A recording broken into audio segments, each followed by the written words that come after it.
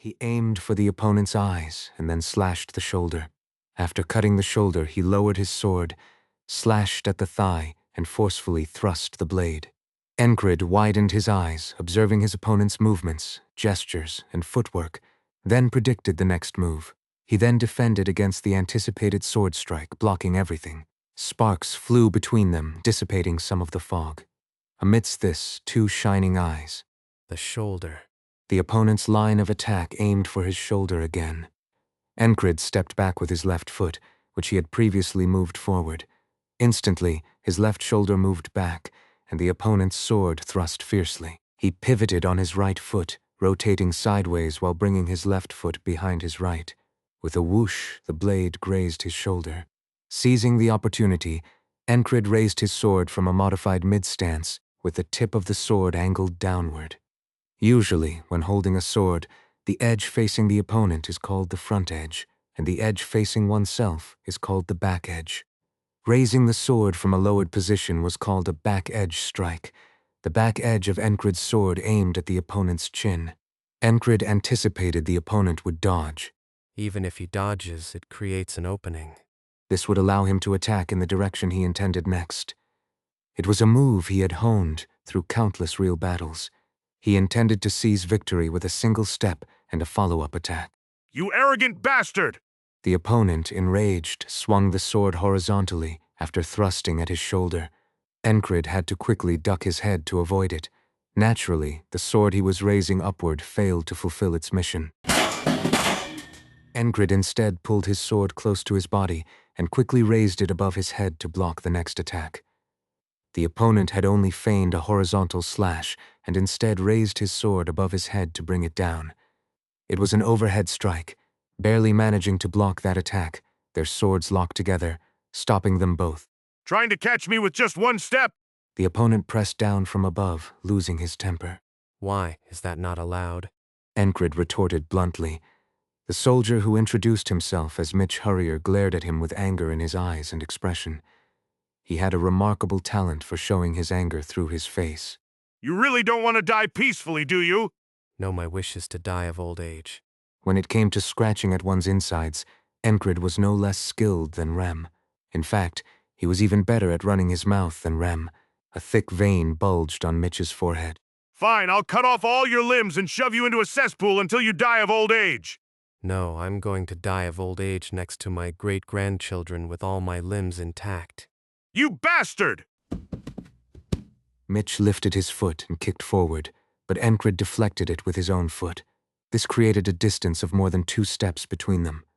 As soon as the gap widened, Enkrid attempted to swing his sword, while Mitch used his momentum to rush forward. Mitch's body seemed to leave a long afterimage as he charged at a terrifying speed. Seeing this, Enkrid adjusted his sword's trajectory and swung it downward. Their swords met again. The sound of grinding metal echoed as their blades clashed. Enkrid tried to push Mitch back with force, but Mitch's sword stuck to his as if glued. Mitch then twisted his wrist upward in an instant. With that single motion, the tip of his sword rose towards Enkrid's head, becoming parallel to the ground and lifting his sword.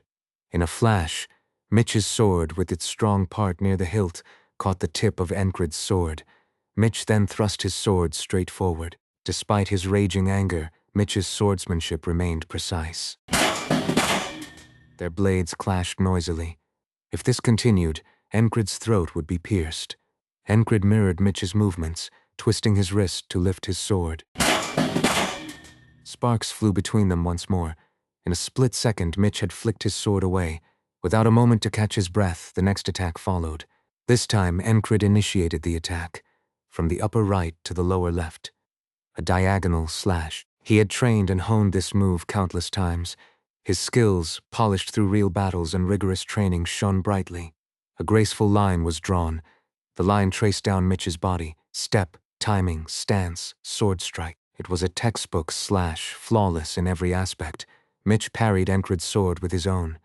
At that moment, it felt to Enkrid as if he was slicing through soft cotton rather than flesh. Mitch's sword bent gently, deflecting Enkrid's blade, then reversed direction, bringing its back edge down towards Enkrid's head. Mitch rotated his wrist, drawing a small circle with his sword. Ha! Out of breath, Enkrid twisted his body sideways, unable to even think of blocking. Mitch's sword cut through the air where Enkrid's head had just been. He dodged, but it threw off his stance. The falling blade slashed Enkrid's right forearm. Though it wasn't a deep wound, blood flowed freely. There was no time for more words. The abdomen. He had to deflect the sword aimed at his stomach and then dodge the diagonal slash targeting his thigh. Dodge, block, and strike at any openings. He tried to force the opponent back with an upper horizontal slash, but his foe was relentless. Instead of retreating, Mitch raised his sword and continued closing the distance. They were now at a range where their swords could converse. Enkrid found himself on the defensive, barely able to block and dodge. Upper slash diagonal thrust. He poured everything he had learned from basic training and real combat into his defense. Thrust, slash, pull, parry, and when he saw an opening he used his feet as well. Mitch read all his moves, blocking what needed to be blocked and dodging what needed to be dodged. All the while he inflicted more and more wounds on Enkrid. First his forearm, then his shoulder, thigh, and numerous minor cuts accumulated. Enkrid just barely managed to dodge. One attack that knocked off his helmet and grazed his forehead was so close that he felt lucky to have avoided it. It was a complete defense. Blood flowed from his forehead, splattering everywhere due to his intense movements. Next, the shoulder. There was no time to breathe, no time to think. All that was left was blocking, dodging, and counter-attacking.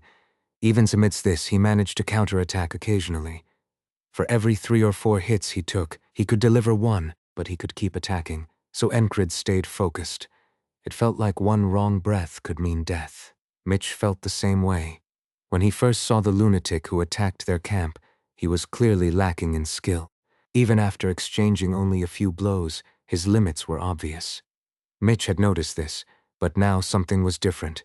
In just a few days, his skill had improved so much that Mitch questioned whether he was even the same person. It was almost more believable to think he had a twin. A twin. Whenever he had distracting thoughts, Mitch's sword would unfailingly target his openings. Mitch realized that the thrust that had grazed his cheek just moments ago could have easily put a hole in his neck. This bastard. Mitch focused. He couldn't afford to worry about what was happening around him or where he was. He concentrated solely on killing his opponent. Enkrid was the same. He dodged and blocked and dodged. Even when he saw openings, he hesitated to exploit them. Hesitating to thrust the sword into an opening meant he would soon be on the ferryboat prepared by the ferryman of the Black River. Even if he had to repeat today endlessly until death, Enkrid had no intention of wasting any day. He gave his all. Because of this, repeating today had meaning. The chest, no, the abdomen. He dodged a fainting thrust. He blocked and deflected the descending blade as if he were an eagle.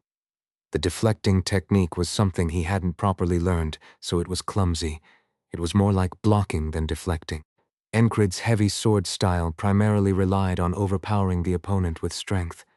Conversely, Mitch mixed precise sword techniques and fluid sword techniques. The precise sword technique involved driving the opponent into a predetermined path and then countering. The fluid sword technique involved deflecting the opponent's attacks to create openings. Their swords met, radiating intense heat. Enkrid gave his all, unable to neglect a single nerve. Even blinking could lead to defeat. At this moment, as they exchanged blows, Enkrid's mind was free of everything. No flags, no thoughts of victory or defeat, no swordsmanship. Only the act of cutting, thrusting, and swinging at the opponent remained. Everything else vanished, leaving only one thing. The sword and him and the sword. The opponent's sword, the sword, and the opponent. Enkrid, holding the sword again, and the opponent holding the sword. After that, he forgot himself and forgot his opponent. In a state of oblivion, forgetting himself. Only the sword remained. Swinging, cutting, thrusting, blocking, and dodging filled Enkrid completely. An endless ecstasy surged within him, and conversely a fervent desire boiled up. Clang, clang, ting, clang, clink. The metal clashed in various ways, producing a variety of sounds. But nothing lasts forever. Knowing this, Just a little more. Enkrid wished for this moment to last longer. He instinctively knew that merely repeating today would not easily bring him to this moment. He had experienced it once before. There had been a time when he felt no resistance at all, and had cleanly cut down his opponent. It was a perfect slash. He had tried so hard to recreate that experience. It wasn't easy. He had not succeeded since then, even up to now. It was the same now. Having forgotten himself and being left only with his sword, he wished this moment would last forever. But everything has an end. As he brought down his heavy sword from above, his opponent skillfully deflected it. The force was perfectly directed outward, leaving Enkrid's chest exposed. Squelch! The opponent didn't miss that opening. The blade, like a hot iron skewer, pierced his chest. With the sword lodged in his chest, Enkrid stopped his arm. His limbs trembled. Having focused and exerted all his strength, his muscles were strained. Enkrid, with his trembling arm lowering his sword, lifted his head. He saw his opponent drenched in sweat. I remember now, Enkrid said, blood dripping from his mouth. Finally? You're the one with the torch, right? As the blade struck him, memory slowly resurfaced. It had left that much of an impression. Mitch Hurrier, platoon leader of the Duchy of... Enkrid, squad leader of the Kingdom of Norelia. Enkrid was soaked with blood and sweat. Sweat and blood streamed down his forehead. He was drenched as if caught in the rain, and his opponent was in the same state. They silently stared at each other in that condition. Enkrid felt something he had never experienced before. He harbored no ill feelings toward the opponent who had just killed him. He only had a desperate desire to fight once more. Mitch Hurrier was expressionless, but his eyes told a different story. His gaze had changed. The anger had subsided, replaced by an indescribable emotion. The dream has shattered. A dream? Ah. It was a lie. Would a swordsman's wish really be to die of old age? Yeah, just die now. Mitch spoke and pulled out the sword. The blade, like a hot skewer, tore through his chest again. The pain came, making his head go white. Enkrid endured the pain and fell to one knee. Blood gurgled from his throat and flowed out of his mouth. Without the need to cough it up, the blood just flowed back up. What's going on? Has the enemy arrived? Suddenly, a group of Aspen soldiers surrounded them. One of them spoke as he approached. I didn't even notice them. Enkrid glanced around. The area was filled with enemies. Yes, he sneaked up here. Seems like he's good at ambushing. You seem regretful, platoon leader. No. Mitch spoke, staring intently at Enkrid. Honestly, he felt regret. Meeting such an opponent was rare. He felt as if he had stepped into a new realm by fighting with his life on the line. Naturally, this brought a sense of regret. However, there was no trace of such emotions on the face of his opponent. He looked relieved and even excited, like a 7-year-old child holding a wooden sword. What are you? Mitch opened his mouth in disbelief, but Enkrid was no longer listening to him. He was dying, and a single thought dominated his mind. Ragna, you crazy bastard. It's not the fear of death that's needed. The prerequisite for achieving focus point wasn't concentration at the moment of death.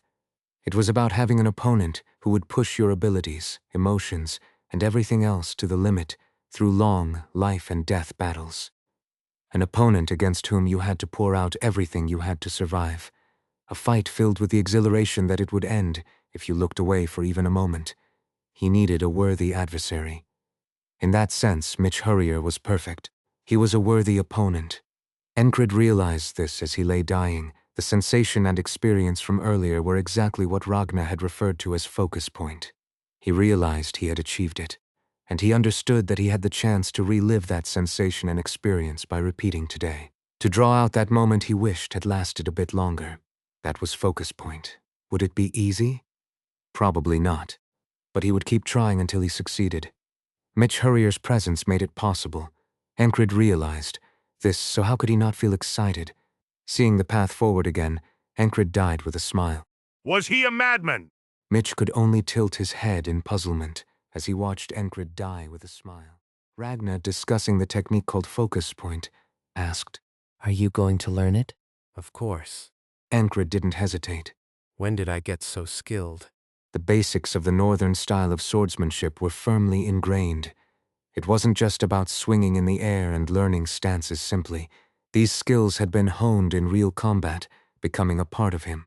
Amazing. The squad leader was a fascinating person.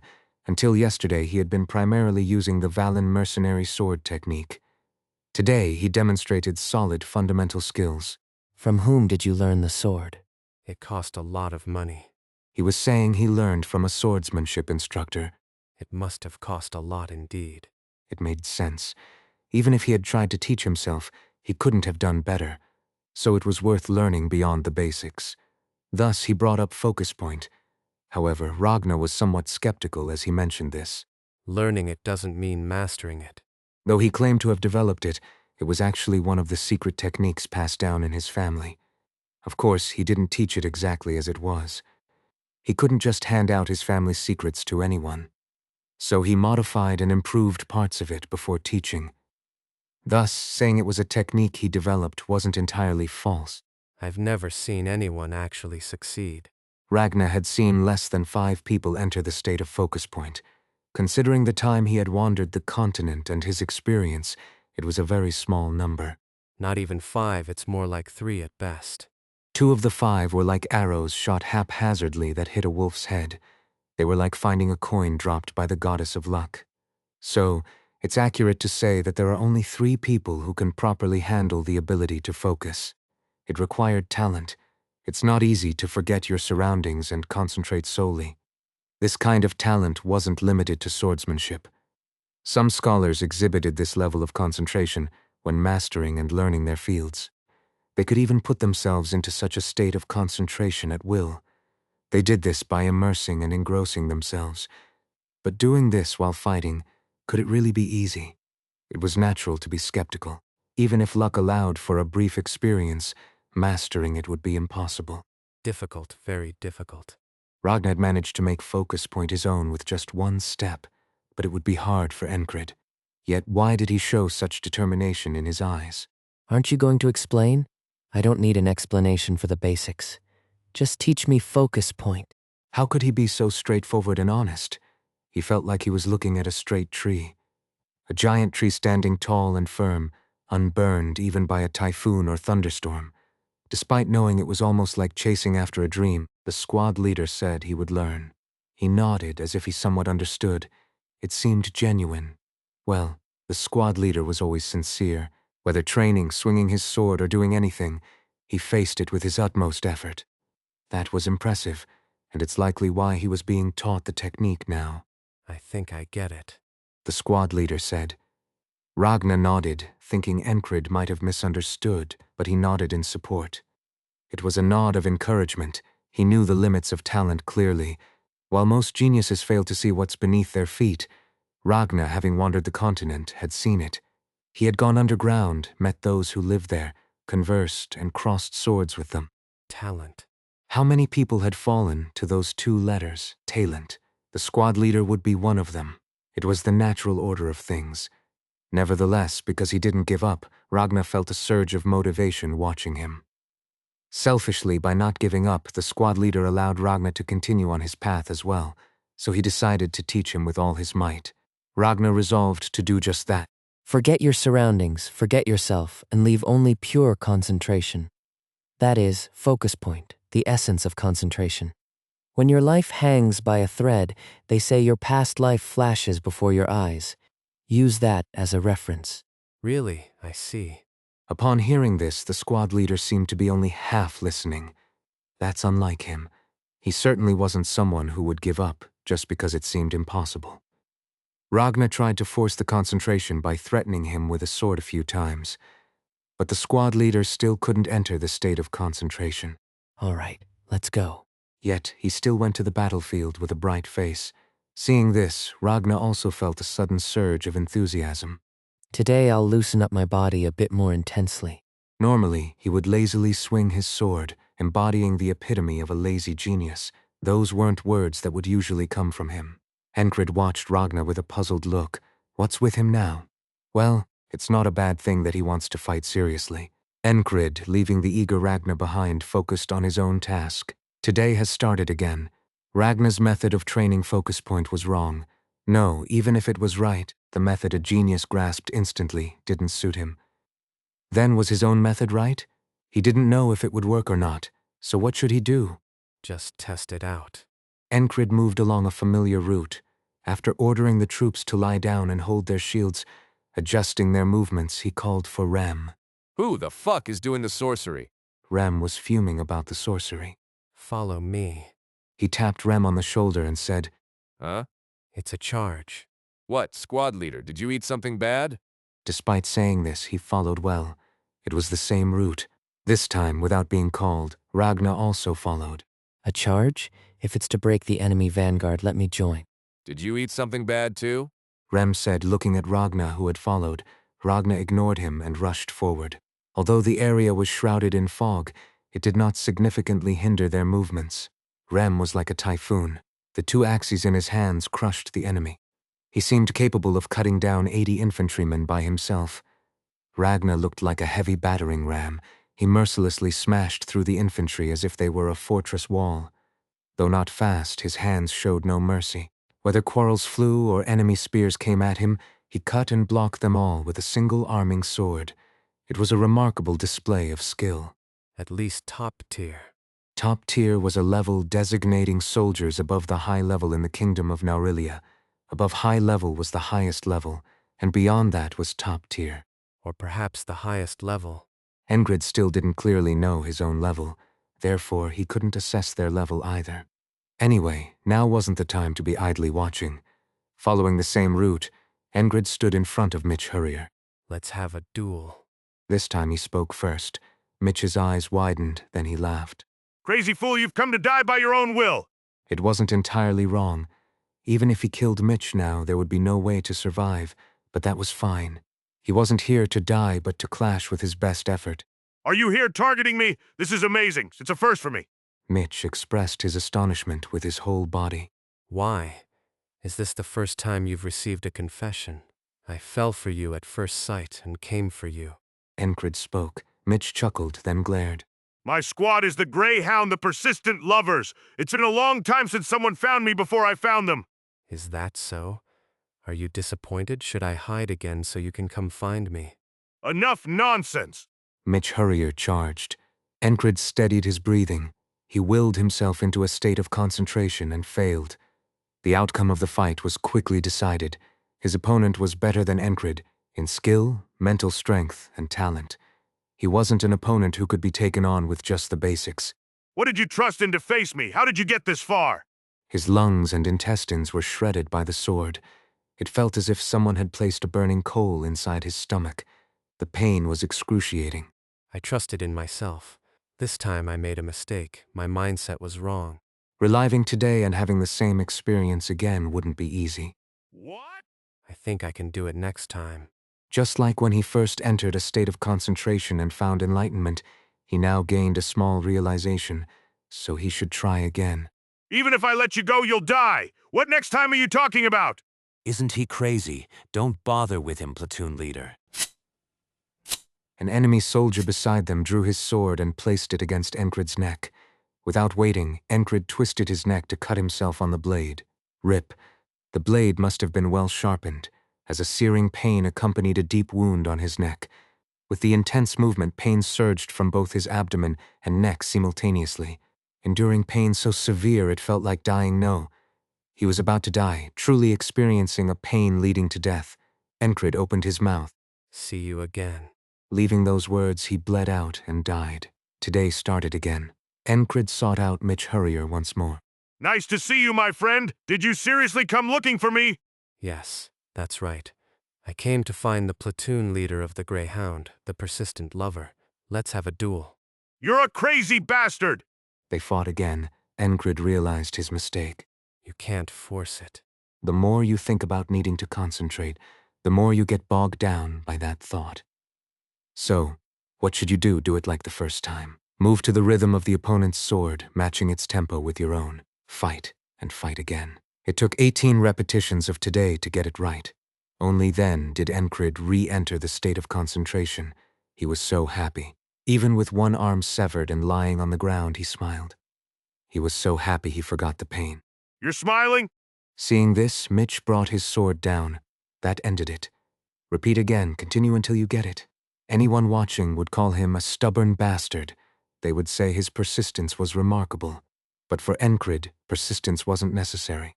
Entering the state of concentration, improving his swordsmanship through repeated real combat and meeting worthy opponents, it was so satisfying that it was simply enjoyable.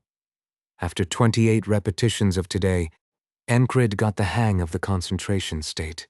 Through 48 repetitions, he could intentionally bring out focus point, and after 94 repetitions, he could bring out get focus point whenever he wanted. Pure concentration, it meant having complete control over his sword and body. With that came not only power, but also skill. After mastering focus point, he began learning from Ragna again. When he showed focus point immediately after learning, Ragna frowned. What is it? Why? It seems like you've learned this somewhere else first. No, this isn't something you can just learn. Were you a genius? A genius. Even with incredible luck and persistent experience, it took over 100 repetitions to finally grasp it. Enkrid knew he had no talent, but he didn't dwell on it. He simply enjoyed the present moment. So, repeating today, he said the phrase that had become a habit. I was lucky. Do you think this is something that happens just because you're lucky?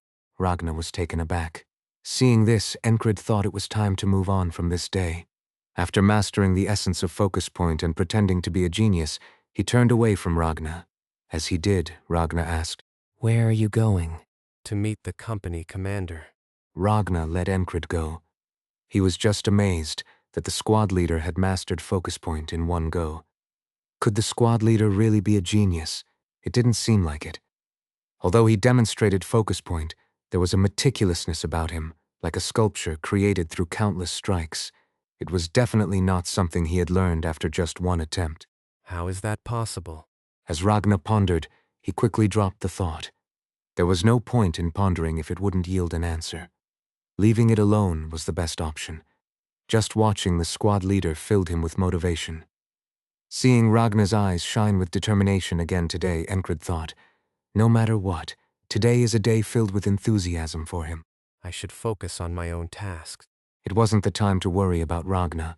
In this battle, no matter what, their side would suffer near annihilation. To prevent this, two things were necessary. One was to clear the fog of annihilation. The other was for their troops to take cover while the fog cleared. He couldn't do both at the same time. Enkrid only had one body. Breaking the flagpole also posed a problem. He would need to escape from the middle of the enemy camp after launching a surprise attack. Enkrid didn't intend to remain trapped in today. Thus, he had to dismantle and destroy the enemy's strategy. I need to see the company commander. Enkrid approached the 4th platoon leader and said, Now. The atmosphere was tense among the troops as they could feel the approaching battle. In such a situation, it was understandable to be taken aback when someone asked to see the company commander. The platoon leader was resting, having propped his pike against the wall of the tent. He sat up from the camp bed, still wearing his boots. Yes, now. Why? I remembered something from the previous scouting mission. The 4th platoon leader looked closely at Enkrid, then nodded and stood up. There was a cracking sound from his knees as he stood and stretched before asking, What is it? I think the Aspen army has hidden some sorcery. Sorcery? Yes.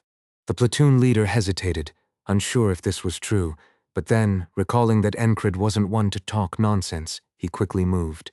If there was something to say, it had to be said. The company commander would make the judgment. Soon they arrived at the company commander's tent and were allowed inside. You wanted to see me? The company commander, a green-eyed fairy, asked. The tent was cozy. Enkrid nodded as he watched the short torches crackling. Yes. For what reason? The fairy company commander's tone was cold, suggesting there would be consequences if this wasn't important. Sorcery. Enkrid didn't waste time. Sorcery? Yes. The platoon leader hesitated, unsure if this was true, but then, recalling that Enkrid wasn't one to talk nonsense, he quickly moved. If there was something to say, it had to be said. The company commander would make the judgment. Soon they arrived at the company commander's tent and were allowed inside. You wanted to see me? The company commander, a green-eyed fairy, asked. The tent was cozy. Enkrid nodded as he watched the short torches crackling. Yes. For what reason? The fairy company commander's tone was cold, suggesting there would be consequences if this wasn't important. Sorcery. Enkrid didn't waste time. Sorcery? The flagpoles, the flags, and the person I saw in the enemy camp, he looked like a sorcerer. Thanks to the relentless repetition of today, he remembered what he had seen, albeit vaguely. Enkrid conveyed what he had seen with slight embellishments, enough to be persuasive. If this wasn't convincing enough, there was nothing else he could do. I'll just have to try again. It was a privilege of someone who repeats the same day. Fortunately, the ferry company commander listened to Enkrid attentively. Tell me more. All right. He mentioned hearing the enemy soldiers call out for their sorcerer. The ferry company commander's eyes sparkled. He didn't mention that there would be fog. That would be too much. Sorcery was a closely guarded secret, not easily recognized at a glance. This was as far as he could go. The rest depended on the company commander's ability. Enkrid delivered his message and returned to his position. He was now at the forefront of the battlefield. It was time to surpass Mitch Hurrier and break the flagpole. This is as far as I can go. The rest was up to the commander. It was time to overcome himself, trapped in today. The Duchy of Aspen is governed by 3 main families, with the Hurrier family symbolizing military strength. In the Hurrier family, regardless of whether a child was a boy or a girl, they all learned martial arts from birth. They assessed the children's talents and only gathered those who showed potential. Talent is biased, and the pranks played by the goddess of luck are always unpredictable. To gather such biased talent, the Hurrier family did not discriminate between direct and collateral lines. Mitch Hurrier was one of them. Born into a collateral branch with a different last name, he eventually became part of the Hurrier family. Mitch Hurrier showed exceptional talent from a young age. By the age of 15, he could already take on a couple of adult soldiers. By the following year, he had far surpassed the level of ordinary soldiers. At 18, he proved his skills by defeating a swordsman who could represent an entire village in a one-on-one duel. At just 22, he could spar with those renowned in an entire city without being significantly outmatched. The number of people who could match swords with him could be counted on one hand. There were few peers of his age. Such an environment bestowed upon him arrogance. If you try a few times, you'll get it, so why bother? Why train until your thighs are swollen? Why swing your sword until your palms are torn? He didn't want to. He was content with his present. He didn't strive as he did when he first picked up a sword. Even so, with talent alone, he became one of the top 3 skilled fighters in the Greyhound. This was the first time for someone like Mitch to face such a situation. He deflected the downward slash from below. Momentarily careless, the blade grazed his shoulder. Mitch thrust his sword and kicked at his opponent's shin. It was a trick he often used against those less skilled than himself. When focused on the sword, it's not easy to block a kick aimed at the legs. Even if blocked, at least a gap would be created. His opponent, as if familiar with this pattern, dodged the thrust by twisting his shoulder and blocked the kick with one foot raised.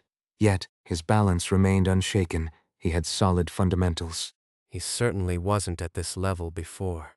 Mitch recalled the moment he faced the guy earlier. The guy had approached him abruptly and casually said, "Hello, nice to meet you. How about we risk our lives for a duel?" It was a familiar face.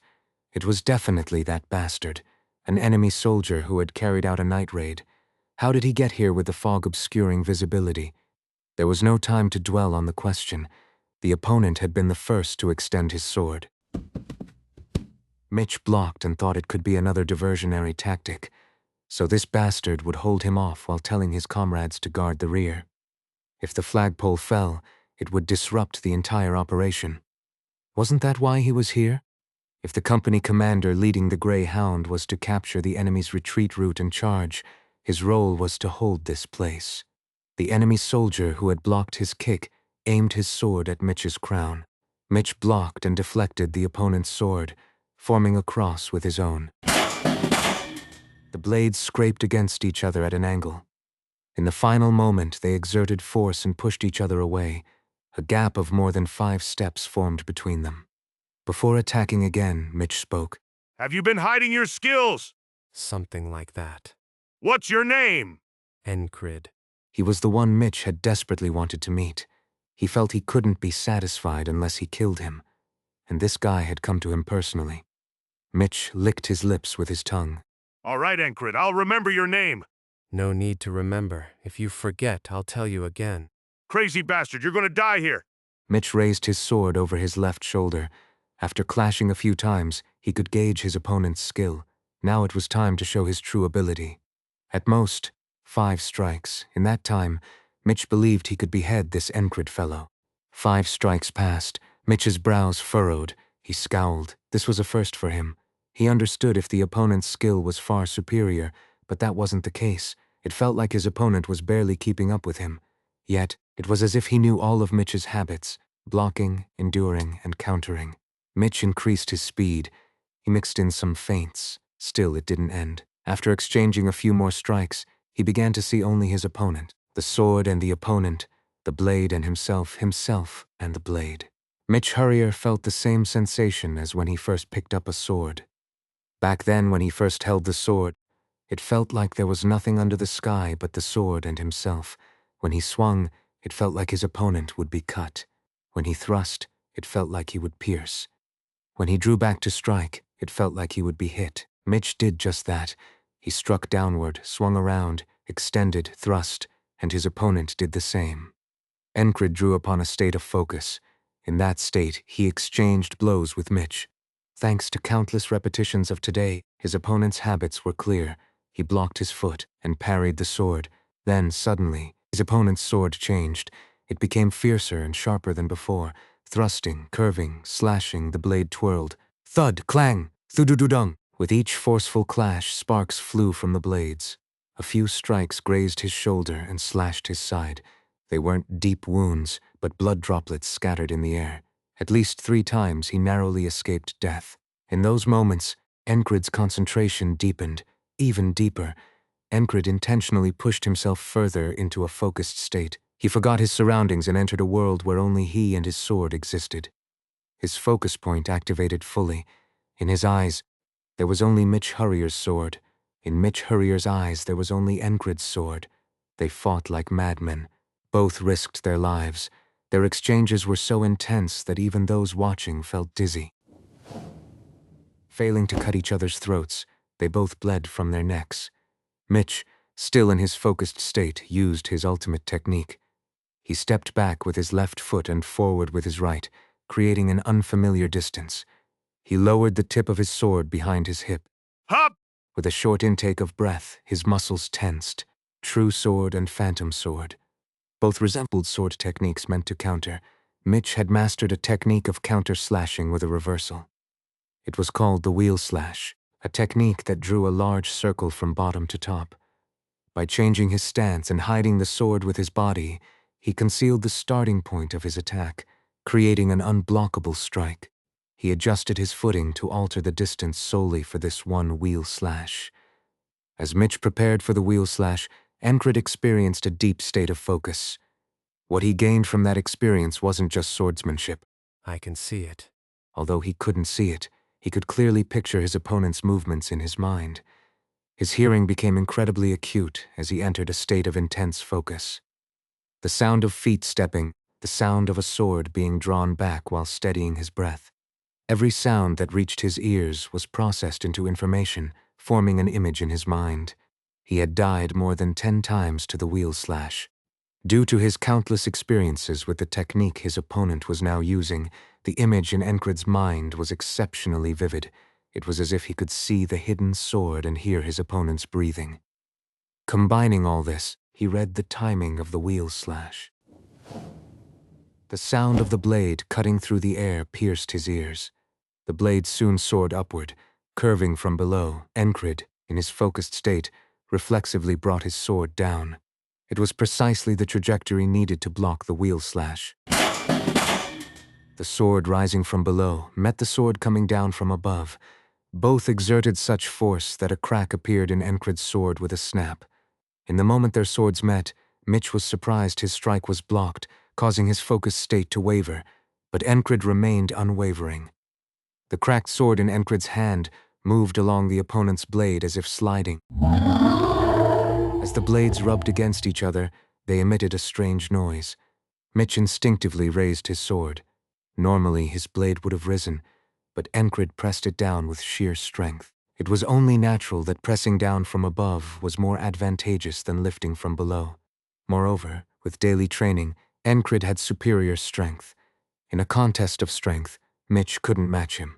Enkrid pressed down on the blade, extended his left foot forward, and applied more force, pushing his sword downward as if flicking it away. Mitch's sword was knocked downward. Enkrid, still in motion, stepped forward with his left foot and twisted his waist. His sword extended forward, pinpointing its mark. The tip of the sword thrust into Mitch's chest with a thud. Although Mitch was wearing armor, the force behind the sword was overwhelming. His chest was pierced, however, it didn't penetrate completely. Enkrid quickly withdrew his sword. With a swoosh, the blood-stained blade came out. Who? Enkrid retrieved his sword and took a deep breath. He had exerted all his strength in that brief moment. His limbs were trembling. Blood gushed from Mitch's chest. Staggering back like a drunk, Mitch took a few steps and then steadied himself. His pupils seemed to dilate, but he soon widened his eyes and gathered his strength. I should have aimed for the counter. Mitch spoke. Blood continued to flow from his chest, not in small amounts. The streaming blood quickly soaked his clothes. If I had blocked, deflected, and created an opening, it would have been a fight in my favor. Don't you agree? Isn't the result what decides the outcome? Enkrid responded with a question. You're not wrong, but I feel so frustrated. Or maybe not. Yeah, I shouldn't have skipped training. In the end, I lost purely to strength. Mitch's gaze grew hazy. He was going to die even if left alone. The blood flow increased. Enkrid raised his sword and took 2 steps forward. Stop. Just as he was about to thrust his sword, someone shouted and rushed forward. With a heavy thud, Enkrid angled his sword to partially shield his upper body. A heavy impact landed on his sword. Enkrid took 2 steps back and looked at his opponent. It was a man with a mustache. He stood in front of Mitch, blocking Enkrid. Protect Mitch. The man shouted. Enkrid glanced around. 3 or 4 more soldiers appeared and similarly stood in front of Mitch. Then they sprinkled powdered medicine on Mitch's chest. The bleeding from his chest stopped quickly. You bastard. Do you know where you are, daring to fight alone? The mustached man glared at him. He looked furious. His eyes darted to Mitch. Is that guy important? Enkrid steadied his breathing while observing his opponent. His shoulders heaved, indicating he was out of breath. Yet his stance had no openings. The mustached man had just returned after checking the flagpole. He had thought Mitch would win. Enkrid's skills didn't seem impressive, but the result was the exact opposite. Even though Enkrid had defeated Mitch, he didn't get excited. There was still work to be done. This was a battlefield, and they were in the midst of a fight. The purpose was not a romantic one-on-one duel or a sparring match. Enkrid was clear about his task. They say the bigger the medium for a spell, the worse it is. Is that right? Enkrid spoke as he watched 2 soldiers support Mitch and take him away. The mustached man blocking his path narrowed his eyes. This guy knows something. A lot. Enkrid tapped the ground with his toe and swiftly kicked upwards. Dust and short weeds flew up, covering the mustached man's face. The man quickly raised his hand to block and shouted, Stop him. Don't let him get to the flagpole. The moment Enkrid saw his opponent's vision obscured, he dashed forward. A quarrel flew from behind. Though he quickly twisted his body to the left, one shot hit the back of his right shoulder. This much is fine. Enkrid sprinted straight toward the flagpole. An enemy soldier blocking his path wielded a spear. Charging like a rhino and snorting, Enkrid planted his foot firmly 5 steps ahead and veered to the right. The quarrel fired at Enkrid from behind, struck the soldier with the spear instead. Ah, my eye. The unfortunate soldier was hit in the eye by the quarrel. More than 3 others were hit in their arms or torsos. Stop shooting. Stop shooting. A commander among the crossbowmen shouted. Enkrid, though not in a full state of focus, maintained a partial state of concentration. His focus point and the sense of his blade overlapped. He used the sounds to map out the positions and situations of the enemy in his mind. He spun backward with his sword raised and leaped into the midst of the crossbowmen. As he slashed downward on the head of a surprised soldier, there was a sickening crack as the skull split open. Due to the force of the chopping motion, the sword was lifted upward by the recoil. He swung his sword in a sweeping arc around him. The startled enemy soldiers retreated. Greyhound, chase him. The mustached man who was pursuing shouted. Enkrid, after jumping into the group of crossbowmen, dashed to the opposite side. Thrust. As he moved forward, he stabbed an enemy soldier in the neck with his sword. He picked up a fallen quarrel and threw it to the side. The quarrel flew with a twang, hitting an enemy soldier's armor and falling uselessly to the ground. The struck soldier drew a short sword and charged, but a throwing knife thrown by Enkrid right after the quarrel embedded itself in his forehead. He had let his guard down after blocking the quarrel. Huff. Enkrid exhaled shortly, weaving through the enemy lines as if they were his own territory. He had two main objectives. One was to destroy the flagpole. The second was hoping that his allied commander would stop doing something stupid and cover his back. You bastard. The mustached man snorted, anger seemingly boiling to the top of his head. Enkrid, after dodging and weaving, finally reached the vicinity of the flagpole. He threw all the throwing knives in his hand. Thwip, thwip, thwip! 5 knives flew through the air. All 5 throwing knives struck the fluttering flag. Since the flag was made of thick cloth, it didn't easily get punctured. The enemy soldiers were startled when Enkrid threw the knives. Damn it. More enemy soldiers started cursing. Stop him. Stop him. A voice, presumably from a sorcerer under the flagpole, shouted in panic. As everyone turned their eyes to the flag being struck by the knives, Enkrid rolled on the ground. Even though no one was shooting quarrels or arrows at him, he suddenly did a forward roll. No one paid attention to that. His roll caused him to come to a halt, and the mustached soldier closed the distance.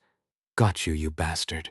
Just as the mustached soldier was sure of his victory, Enkrid was in the process of picking up a fallen spear from the ground. Stop him. No. Both the mustached man and the sorcerer shouted. Enkrid responded with his actions. He planted his left foot firmly and used his whole body's momentum to hurl the spear. With a thud, the spear flew and struck the flag. Rip! The flag tore, creating a hole. If the medium for a spell is damaged, it falls apart. There was no need to topple the entire flagpole. Just tearing the flag was enough. He didn't have to reach the front lines. Seeing the fog around him dissipate, Enkrid let out a long breath, almost a sigh of relief. You crazy bastard. Do you think you can get out of here alive? The mustached man's eyes blazed with anger. Enkrid raised his sword, assuming a defensive stance aligned with his body's centerline, and nodded. Maybe? The odds were 50-50, a 50% chance of survival, a 50% chance of death. For most people, those odds would be terrifying, but not for Enkrid. If he failed, he could always try again. The ferry company commander twitched her ears. At the same time, the events happening around her became vividly clear in her mind, as if she could see them. Her keen senses were an innate talent of the fairies. Relying on her hearing, she took 2 steps to the right. This positioned her in front of an enemy soldier thrusting a spear.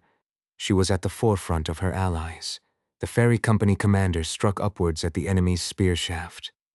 As she deflected the shaft upwards, her sword, moving like a blade of grass carried by the wind, pierced the enemy's neck and returned. Blood spurted from the punctured throat. She flicked her sword downward, scattering the blood on the floor. She kept moving. Staying in one place would only make her a target for quarrels. Running, the ferry company commander swung her leaf-shaped sword. 2 quarrels were deflected off the blade. The sword she held was called knighthood. Shorter, sharper, and more streamlined than a typical sword, it was a piece of fairy equipment resembling a leaf. When the handle was pulled out, the blade's shape evoked the image of a small boat or a leaf. The fairy's unique swordsmanship combined 3 forms: flowing sword, precise sword, and swift sword. Knighthood was a weapon specialized for that kind of swordsmanship, and the technique the company commander displayed was just that. There was no soldier who could withstand the technique of deflecting, parrying, and piercing like a ray of light. This is not good. Despite her overwhelming the enemy, the ferry company commander felt a sense of doom. Was sorcery always this dangerous? She had faced a berserker warrior under a curse before. The berserker, ignoring his own injuries and charging recklessly, was dangerous and fierce, but it was temporary and not something that could dominate an entire battlefield. Her knowledge of sorcery was limited to that. So when the fog rolled in, she couldn't help but be surprised. Was this really sorcery? Fortunately, she was prepared and reacted accordingly. When the fog first appeared, the ferry company commander had her unit form a tight circle formation. She executed the commands down and shields precisely. When she shouted, several platoon leaders echoed the commands like crazed parrots, holding their ground. Suddenly being unable to see was enough to induce panic. The dire state of the battle was natural. Even in this situation, she did her duty. She broke formation and single-handedly cut down and stabbed the enemy's front line. If she didn't, her allies would be wiped out in no time. The first company might hold out, but just barely. Like sprouting potato buds. The ferry company commander cursed the battalion commander inwardly. Potato sprouts are poisonous. Fairies tended to enjoy using plant metaphors. When a potato sprouts, you must cut off the sprouts before eating it. Eating them as they are causes poison to accumulate in the body. The current battalion commander was exactly like those potato sprouts. In this situation, the command should be coming up with some kind of countermeasure, but there were no orders from the battalion commander. No whistles, no shouts, no instructions at all. He led the unit carelessly, relying solely on his backing. Despite countless warnings about sorcery and preparations, he didn't seem to take it seriously. This kingdom was like a peach covered in mold. Rotten, in other words. How could they send such a piece of trash to the front lines as a battalion commander? Even with luck on our side. Would even 10 out of 100 survive? The fog blinded their allies. That was fatal. While predicting such a bleak future, the fog in front of her suddenly lifted. Huh? The ferry company commander stopped, holding her sword. Nidal, she was bewildered. The fog disappeared as quickly as it had appeared. The enemy was more surprised than she was. What? The enemy soldier holding a long spear right in front of her was too stunned to think of thrusting it. The ferry company commander's bewilderment was brief. She fought well even in the fog. She swung Nidal in a sweeping arc. The blade traced a semicircle in the air, slicing the enemy's throat accurately. Gah. Another enemy soldier fell. The company commander judged that this was the turning point of the battle. There was no time to ponder why the fog had lifted. Every turn around, counterattack. Her shout was met with responses from all around. Charge, charge, charge, kill. Kill them all. You bastards, crush them all. As their momentum shifted, so did the flow of the battlefield. The ferry company commander sheathed her sword, Nidal, and held her position. Soon, her company swept past her. Company commander. The first platoon leader shouted. Grind them all down. The company commander replied. The first platoon leader answered with a battle cry. Rah. The air of the battlefield heated up. The grim atmosphere that had been lingering among the allies vanished instantly. The ferry company commander then wondered why the fog had suddenly disappeared. Could it be? That squad leader? She had no reason to believe it, but she felt he had done it. It was a pure instinct. The ferry's instincts were still sharp. The captain of the Grey Hound, an independent company of the Aspen Kingdom, was blocking the retreat route from behind. It was precisely at the point where the fog lifted. All he had to do was kill the emerging enemies as they came out. Enemies in panic and fleeing were the easiest targets. But suddenly, the fog lifted. What's this? Why did the fog clear? Captain, the enemy is turning around. There were no particular hills to obscure vision on the Green Pearl Plains. They could see the Naurilia Kingdom's army turning around. The captain quickly assessed the situation. Whether the sorcerer had messed up or the sorcery had failed, there was a problem. If things continued like this, the strategy their allies had prepared would completely fall apart. Attack from behind. Don't break through. Cut them down from the side. Follow me. The captain charged ahead. They attacked the rear of the Naurilia Kingdom's army. By attacking from behind, they intended to aid the retreat of their allies on the front lines. What the heck? The captain of the Grey Hound resolved to punish whoever had lifted the fog. Enkrid realized that his calculations were way off. The quarrel lodged in his right shoulder blade prevented him from wielding his sword properly with his right hand. His opponent was slightly more skilled than Mitch Hurrier. Even when he tried to focus on a single point, enemies suddenly appeared, thrusting spears at him from behind. It would have been fortunate if there were only spearmen aiming for his back. 5 crossbowmen followed him, continuously targeting him. Because of this, a quarrel was also embedded in his thigh. Running with this leg is out of the question. His sword, already cracked, had broken in half. The enemy used a middle sword technique, employing powerful strikes. Blood from his thigh and back mixed covered Enkrid in gore. Seeing him hold out with a half-broken sword, the mustached man felt a grudging admiration, though he was an enemy and had disrupted the sorcery. His spirit was remarkable. Even now he showed no sign of giving up. What makes you keep going? The mustached man asked. Enkrid, catching his breath, looked at the crossbowman behind him and replied, What do you mean? I'm asking why you haven't given up yet. Enkrid answered without hesitation. Because I'm a squad leader, so? In my squad, there are friends named Rem and Ragna. Huh? They fight so well, it's hard to believe they're just squad members. Are they coming to rescue you? That was one scenario. Having come this far, he thought they'd be nearby. But no, they were nowhere to be seen. He thought they would have appeared by now. If they hadn't come by now, they wouldn't be coming. That was the reality. At the same time, Rem was pushing through, having decimated an enemy, making his way through the tall grass. Ragna, hindered by the fog, was dealing only with the enemies charging at him. Once the fog cleared, he rejoined the allies. Neither knew where their squad leader was. The mustached man took a step forward with his sword. Enkrid, dragging his injured right foot, stepped back. Despite that, his eyes were still so full of life. Enkrid's eyes were still aiming for something. With that leg? Where was he planning to run? Looking at the mustached man, Enkrid thought he was a meticulous bastard.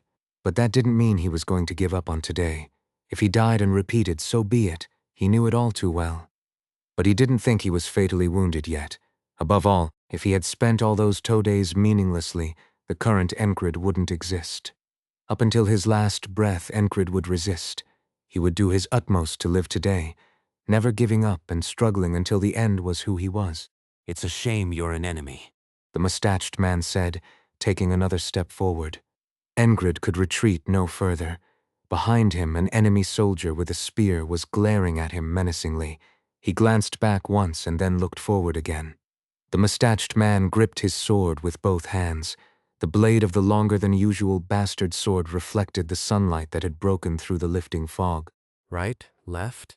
Which way to dodge? No matter which way he dodged, he couldn't avoid a fatal wound, but he didn't want to die quietly. If I can't dodge. Enkrid gripped his broken sword tightly. If he couldn't go left or right, and retreating was not an option, then he had to advance. The moment he decided, as the sword was falling, he rushed forward. With the sound of a string snapping, a quarrel flew and embedded itself in his left shoulder. Taking advantage of the moment he was distracted by the sword, one soldier had fired a crossbow. Enkrid let out a short groan, overcoming the pain, and spoke. Dirty move. Thanks for the compliment. The mustached man said, holding his sword. There was no hint of a smile. Even if he killed the enemy in front of him, the war would likely still be lost. The life of one soldier versus the outcome of the battlefield. Even an 8-year-old passing by would know which was more valuable, but letting him live was even more absurd.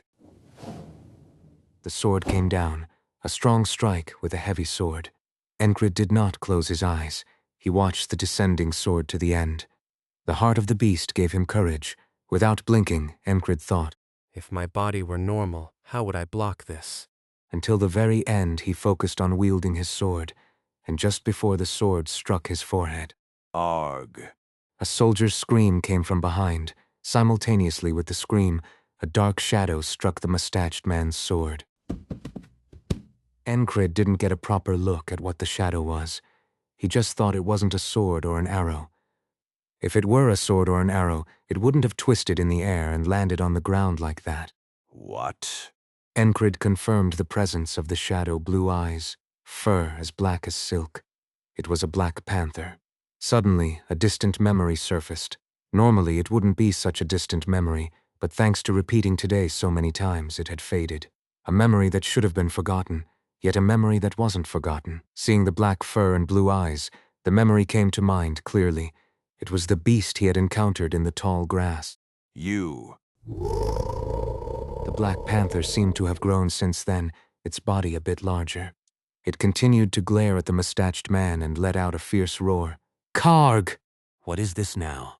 The mustached man's eyebrows shot up in astonishment. Then he expressed his anger. In response, 2 crossbowmen aimed at the panther and fired their quarrels. Hey, watch out. Enkrid shouted in surprise. The panther twisted its body gracefully and kicked off the ground several times, easily dodging all the quarrels. Then, with a powerful leap, it launched forward. The mustached man reflexively struck down with his sword. The panther didn't even come close to him.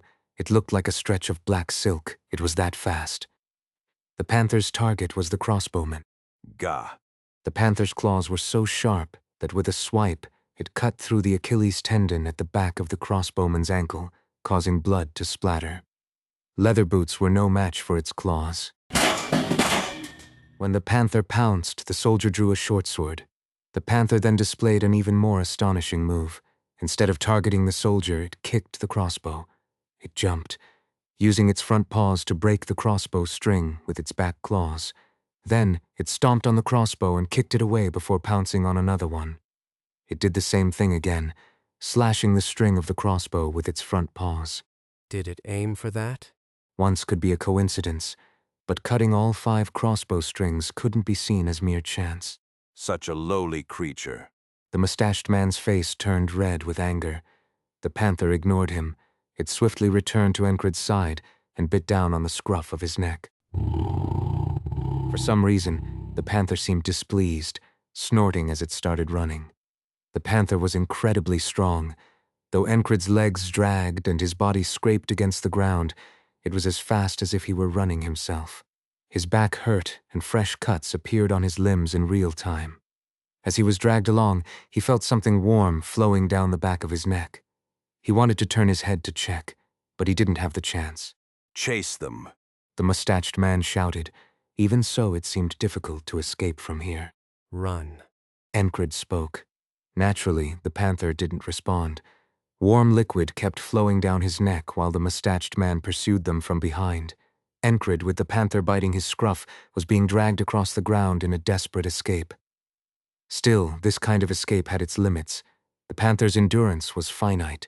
The mustached man showed no intention of letting them go. Determination was etched in his bloodshot eyes. I said run. He repeated to the panther, but then a dark shadow appeared above his head. We've come to rescue you. What? It was unexpected reinforcements, an ally drenched in blood, a familiar face once a frequent target of his teasing, the platoon leader. Platoon leader Vengeance. Yes, it's me. I've come. He stood in front of Enkrid, wielding his sword, and he wasn't alone. More allied soldiers swarmed in behind him. A platoon had somehow broken through and reached them. Enkrid, or rather the panther, had bought enough time for them to arrive. Bring it on. The Vengeance platoon leader shouted as he swung his sword down.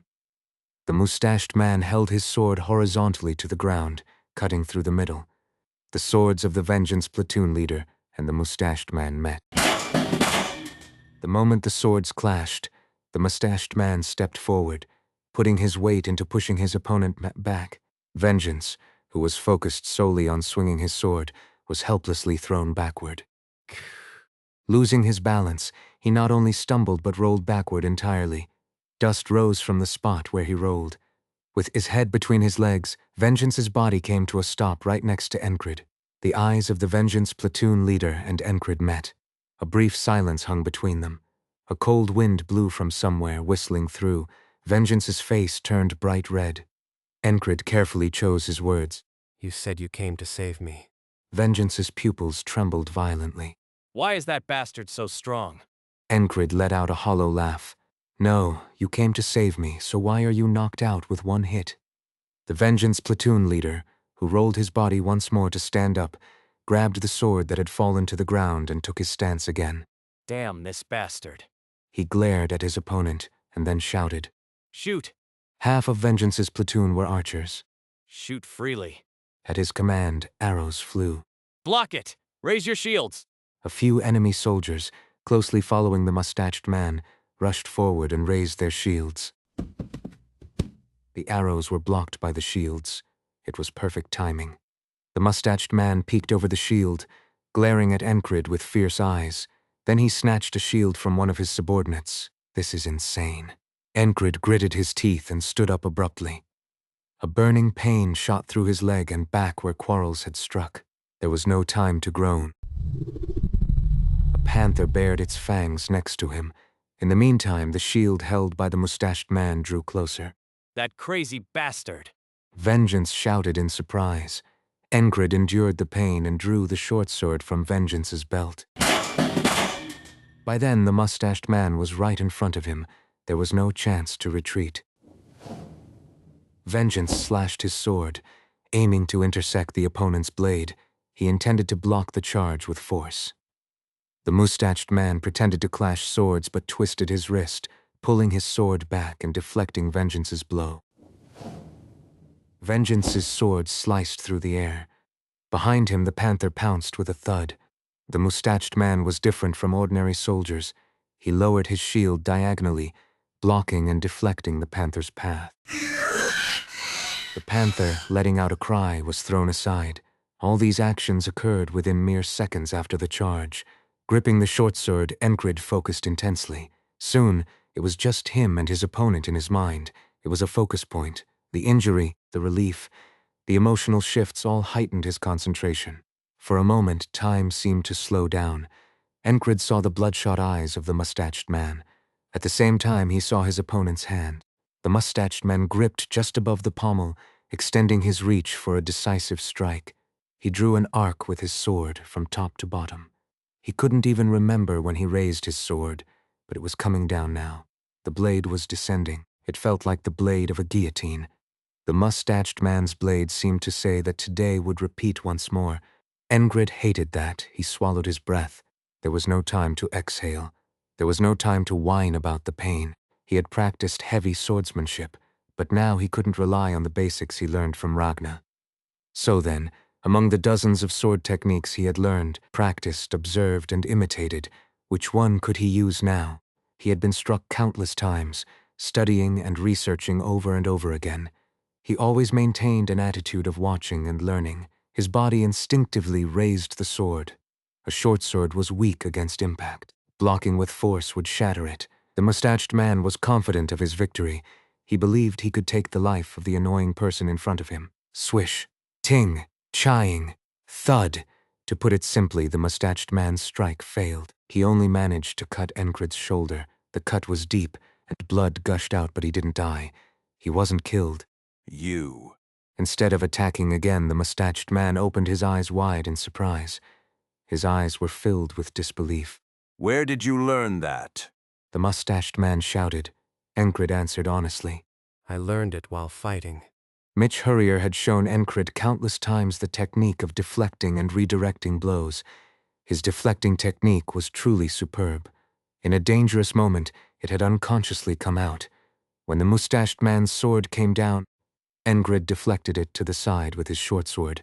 He intercepted the middle of the blade, absorbing the force, and loosened his grip to redirect it. The distribution of force and timing had to be perfect. If anything had been wrong, it wouldn't have ended with just a shoulder cut. Enkrid, who answered, was inwardly surprised. This actually works. He had studied and endured it countless times, but it was his first time actually using it. No, it was his first time using a technique successfully without rigorous training. It was a truly amazing thing. For Enkrid, who lacked any remarkable talent, it was unbelievable. His heart raced at this first experience. The technique of deflecting a sword was something that couldn't be imitated without considerable training. You bastard! Behind the mustached man, Vengeance, who had swung his sword in the air, turned around and shouted as he charged. The mustached man turned, deflected Vengeance's sword, and raised his shield to guard the front again. An arrow embedded itself in the shield. A skilled archer had targeted him, but he blocked it. The mustached man exchanged a few more blows with Vengeance in place. He glared at Enkrid with fiery eyes. Enkrid was only looking at the short sword in his hand. It was already too late to charge again and kill.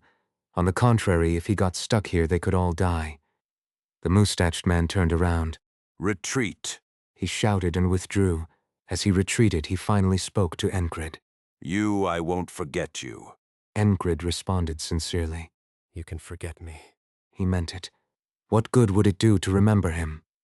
Vengeance's platoon didn't pursue further. Even though they had been at the forefront, they were now far ahead of their own troops. If they went any further, Vengeance's platoon could be annihilated by a counterattack. Hey, your shoulder. Vengeance, having glared at the retreating mustached man, turned to check on Enkrid. Blood was flowing steadily from his shoulder. He had blocked and deflected the blow, but it wasn't perfect. Still, Enkrid smiled. This actually works. He repeated the same thought he had when the technique succeeded earlier. He tried to recall how he had deflected the opponent's sword, but he couldn't remember clearly. His body had moved on its own. A surge of exhilaration rose within him. It was his first time feeling this way. Hey, you crazy bastard, is this the time to smile? Vengeance came over and wrapped his shoulder with cloth. No bandages. Fall back immediately. Move behind the 3rd platoon. Vengeance ordered his platoon to retreat. The battle was already won. The company commander had instructed them to pursue the enemy's rear, but not to go too deep. Having been severely affected by the enemy's magic before, they needed to regroup. You're bleeding too much. Vengeance said as he supported Enkrid. Enkrid looked at Vengeance, who was holding him, and spoke. We need to bring the panther too. They had saved each other's lives. They couldn't just leave it behind now. You crazy fool, worry about yourself first. Even as he said that, Vengeance took care of the fallen panther. He looked to see where it was injured and noticed blood flowing from between its teeth. So that's what was trickling down its back. Despite bleeding from its gums, the panther hadn't let go. Enkrid held the panther in his arms. It didn't feel heavy. How could such a body exert such strength? Whimper. The panther let out a soft groan in his arms. Let's go. Then Vengeance supported Enkrid, and they left the battlefield. From the midway point, Enkrid was semi-conscious. He had lost too much blood. The ferryman of the Black River appeared in the air and asked, Hey, why go to such lengths? He was hallucinating from excessive blood loss. He stared blankly, too weak to answer, and the ferryman continued talking. You can just start over. It repeats endlessly, countless times. Why do you go to such lengths? Why not just live carelessly in a day that will repeat anyway? Settle down, stop, refine yourself, and face today again. If you die, you can start a more perfect today. Is it the fear of death? No, you'll get used to it if you keep at it. What's the harm in letting go a bit? Who cares? That today is entirely for you. Enkrid had no strength to speak.